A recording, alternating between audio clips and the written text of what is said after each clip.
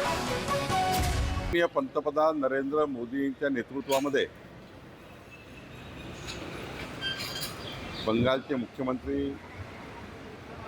सुवेंदु अधिकारी यांनी आज कार्यभार स्वीकारला। डबल इंजिन सरकार आला आहे। विकसित भारत, विकसित पश्चिम बंगालचा संकल्प घेऊन आला आहे। जनतेने विश्वास दाखवला आहे आणि मला विश्वासाने सांगायचं आहे की जो काही मॅन्युफॅक्चर जाहीरनामा बंगालच्या निवडणुकीत आम्ही जनतेला दिला आहे त्या जाहीरनाम्यावर आमचं सरकार काम करेल, जनतेचा विश्वास संपादन करेल आणि माननीय पंतप्रधान मोदीजींनी सुशासन हा जो अत्यंत महत्त्वाचा नारा दिला आहे, बंगालच्या जनतेला गुंडागर्दी, अराजकता, जंगलराजपासून सुटका मिळेल आणि एक खरं रामराज्य त्या ठिकाणी स्थापन होईल। आरोप केला की ठाणे जिल्ह्यातली जवळपास 6,000 कोटी जमीन जी आहे ती 2 कंपन्यांना देण्याचा हात या सरकारनं घातल्याचा आरोप केलेला आहे। विजय वडेट्टीवारजीला पूर्ण माहिती नाही, मी त्यांना कालच माहिती दिली आहे। खरं तर 99 वर्षाची लीज, 999 वर्षाची लीज आहे आणि इंग्रजाच्या काळापासून लीज दिली होती। पण ही गोष्ट खरी आहे की महसूल संहितेप्रमाणे ही जमीन क्लास 2 आहे।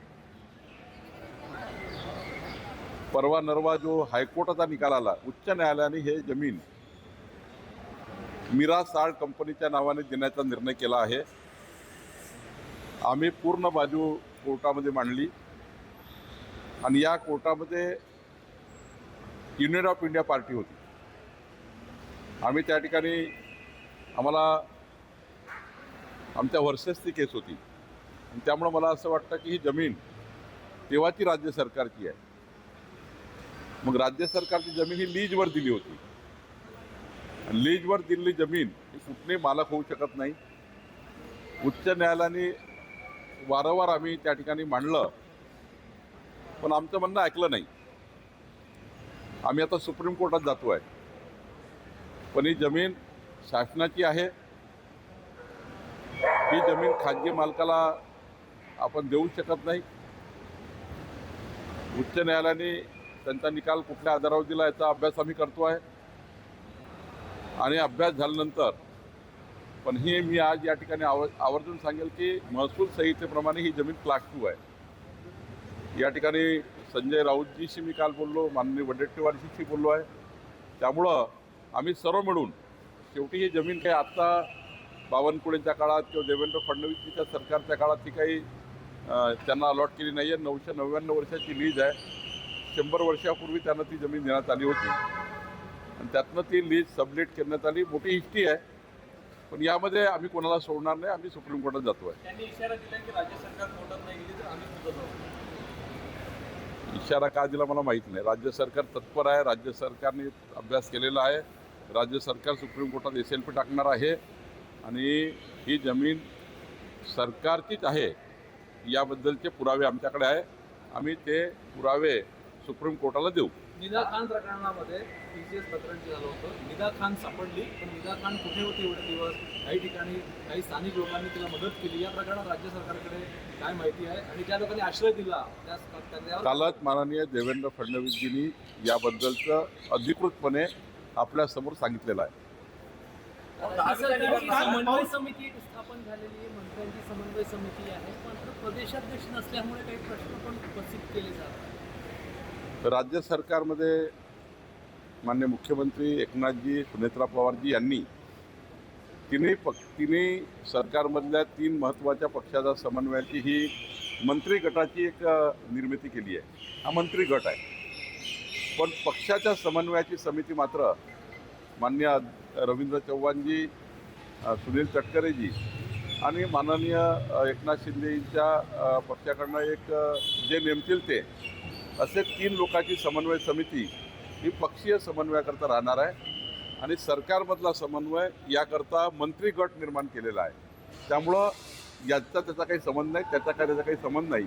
कुणी असा अर्थ काढू नये की प्रदेशाध्यक्ष यात का नाही आहे। त्यामुळं पक्षीय लेवलचा समन्वय वेगळा आहे, सरकारच्या लेवलला एक मंत्री गट तयार झाला आहे। अवकाळी पाऊस काल काही ठिकाणी झाला राज्यात अमरावतीत झाला कोकणात झाला काही ठिकाणी झाला नुकसान झालेलं आहे. महसूल विभागाचे काही आदेश आहेत का सर? महसूल विभागाचे स्टँडिंग ऑर्डर आहे. कुणाही तहसीलदार ADOनी कलेक्टरनी वाट पाहायची गरज नाही, वाट बघायची गरज नाही. स्टँडिंग ऑर्डर आहे की NDRF ADRFच्या नियमाप्रमाणे शेतकऱ्यांना मदत करा.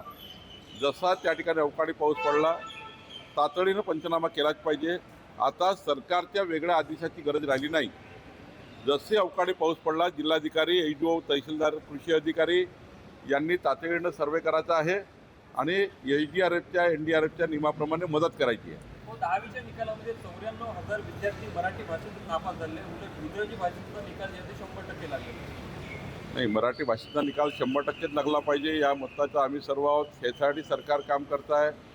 मी सर्व विद्यार्थ्यांना विनंती करेल, पालकांना विनंती करेल की मराठी भाषा जी मातृभाषा आहे, मातृभाषेचा विषय आपले विद्यार्थी पास झाले पाहिजे. याकरता सर्व पालकांनी महाराष्ट्राच्या सर्व नागरिकांनी ते प्रयत्न केले पाहिजे. शरद पवार पक्षाच्या प्रवक्ते प्रकाश लवांडे यांच्यावर शाहीफेक करण्यात आली आहे. वारकरी संप्रदायात शाहीफेक झालेली आहे. वारकरी संप्रदायामध्ये वाद निर्माण झाला आहे. लवंडे जे राष्ट्रवादी प्रवक्ते आहेत त्यांच्यावर संग्राम भंडारे नावाच्या दुसऱ्या वारकरी संप्रदायाच्या व्यक्तीने शाहीफेक केलेली आहे.